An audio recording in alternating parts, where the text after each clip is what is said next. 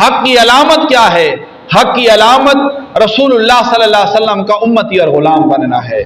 جو بھی بندہ ہے، چاہے وہ دہاڑی دار طبقے سے تعلق رکھنے والا ہے، چاہے وہ چھابڑی ریڑھی فروشی کیوں نہ ہو، ٹھیک ہے کہ نہیں جی، اللہ تعالیٰ کے ہاں برگزیدہ اور مبارک اور پسندیدہ وہی ہے کہ جسے اللہ تعالیٰ نے ایمان کی دولت سے سرفراز فرمایا۔ حضرت داؤد علیہ السلام، حضرت سلیمان علیہ السلام کس کے بیٹے تھے؟ جی، حضرت داؤد علیہ السلام کس کے بیٹے تھے؟ داؤد علیہ السلام کے بیٹے سلیمان علیہ السلام۔ اللہ تعالیٰ نے بادشاہی عطا فرمانا چاہی، اور اللہ نے ایسی بادشاہی عطا فرمائی جنہیں پوری روئے زمین کا بادشاہ بنا دیا۔ حضرت سلیمان، حضرت سکندر ذوالقرنین، بخت نصر، نمرود مردود، یہ فرعون، ان کے بارے میں آتا ہے دو کافر بادشاہ ایسے گزرے ہیں جنہوں نے پوری روئے زمین پر بادشاہی کی، دو کافر بادشاہ گزرے ہیں جنہوں نے پوری روئے زمین پر بادشاہی عطا کی۔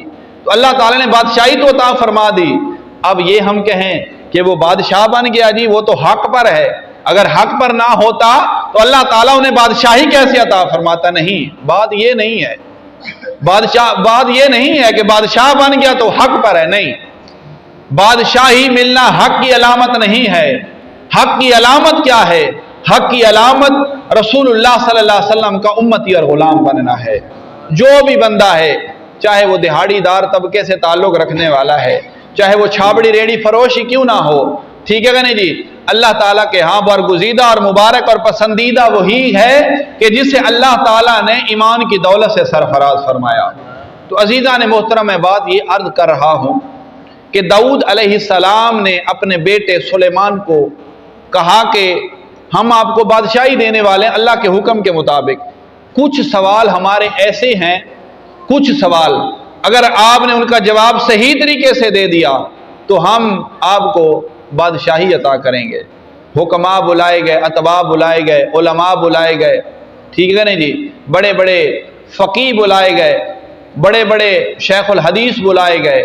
پھر سوال کا سلسلہ شروع ہوا، سوال و جواب کا سلسلہ شروع ہوا، اور سوال و جواب کچھ اس طرح کے تھے جن کا جواب دینا سلیمان علیہ السلام کے لیے ضروری تھا۔ سوال پوچھے گئے، سلیمان علیہ السلام نے ہر ایک سوال کا جواب درست دیا۔ ہر ایک سوال کا جواب، اچانک آنے والی چیز کیا ہے جی؟ موت ہے۔ وہ چیز جو انسان اپنے ہاتھوں سے آگے کرتا ہے وہ کیا ہے جی؟ دنیا ہے۔ اس طرح کے مختلف سوال تھے۔ بالآخر سلیمان علیہ السلام نے سارے سوالوں کے جواب دے دیے۔ اب دو بزرگ صوفی بیٹھے ہوئے تھے، دو بزرگ صوفی بیٹھے ہوئے تھے، کیونکہ میں نے بات دل کی کرنی ہے، دل کی بات کرنی ہے، تو اسی پر میں اپنا مدعا جو ہے وہ پیش کرنے لگا ہوں۔ دو صوفی بزرگ بیٹھے ہوئے تھے، انہوں نے کہا کہ آپ نے بے شک ہر سوال کا جواب درست دیا ہے، لیکن ہمارا آخری سوال ہے، اگر آپ اس کو جواب دے پائیں گے تو آپ اپنے امتحان میں کامیاب ہیں۔ بزرگ صوفی جو تھے انہوں نے سوال کیا کہ یہ بتائیں کہ انسان کو ذلت اور رسوائی کی طرف لے کر جانے والی چیز کیا ہے؟ انسان کو اونچے مرتبے پر فائز کرنے والی چیز کیا ہے؟ جواب ملا کہ وہ دل ہے۔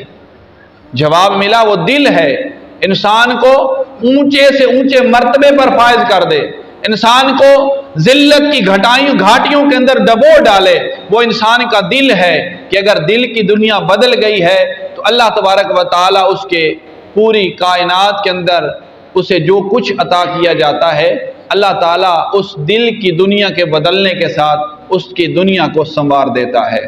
تو عزیزان محترم، ہم نے بھی اپنے دل کی فکر کرنی ہے، دوسروں کی طرف نہیں دیکھنا وہ کون کیا کر رہا ہے، ہم نے اپنے دل کو صاف کرنا ہے۔ جب تک ہمارا اپنا دل صاف نہیں ہوگا اس وقت تک ہم کسی کام کے اندر، کسی مقصد کے اندر اپنے آپ کو کامران نہیں کر سکتے۔ دل انسان کا سنور جائے تو زندگی سنور جاتی ہے۔ اللہ تعالیٰ بھی اس دل کی طرف نظر کرتا ہے۔ اب آپ نے دیکھا ہوگا کچھوا ہے، کچھوا، تو کچھوا جو ہے اس کی مادہ جو ہوتی ہے نا وہ انڈے دیتی ہے۔ ہر ایک چیز جو انڈے دینے والی ہے وہ انڈوں پر بیٹھے گی تو بچے نکلیں گے، ایسے ہے نا۔ لیکن جو کچھوا ہے اس کی مادہ جو ہے انڈے دے کر وہ کبھی انڈوں کے اوپر نہیں بیٹھی، بلکہ وہ دور بیٹھ کر انڈوں پر نظر کرتی رہتی ہے، دیکھتی رہتی ہے بار بار بار بار بار بار۔ یہ اللہ کا فیصلہ اور حکم ہے۔ ان دیکھنے کی وجہ سے وہ انڈوں سے بچے نکل آتے ہیں۔ تو عزیزان محترم، بات دل کی چل رہی ہے، تو اللہ تعالیٰ انسان مومن کے دل پر نظر کرتا ہے اور اس دل کو دیکھتا ہے، اس دل کو پرکھتا ہے۔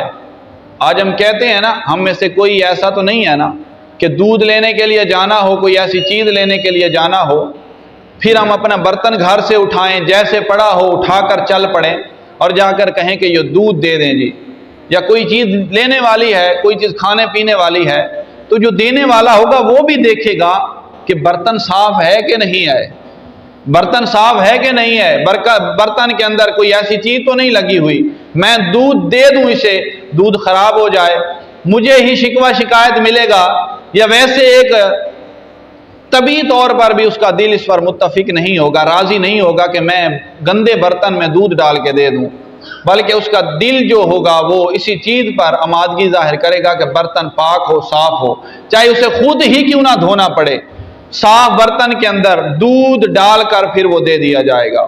تو عزیزان محترم، یہ کبھی نہیں ہو سکتا کہ برتن گندا ہو، اس کے اندر دودھ ڈال دیا جائے اور وہ دودھ صحیح رہے، سلامت رہے، نہیں، دودھ کی تغیر آ جائے گا، دودھ کے اندر تبدیلی ہو جائے گی۔ وہ جو دودھ پینے کے لیے ہر شخص جو ہے، ہر بندہ جو ہے، دل کے اندر ایک حسرت لیے بیٹھا ہے، اگر برتن غلط ہے، گندا ہے، برا ہے، اس کے اندر غلاظت ہے، تو دودھ ڈال بھی دیا جائے تو اس دودھ کی طرف نظر کوئی نہیں کرے گا۔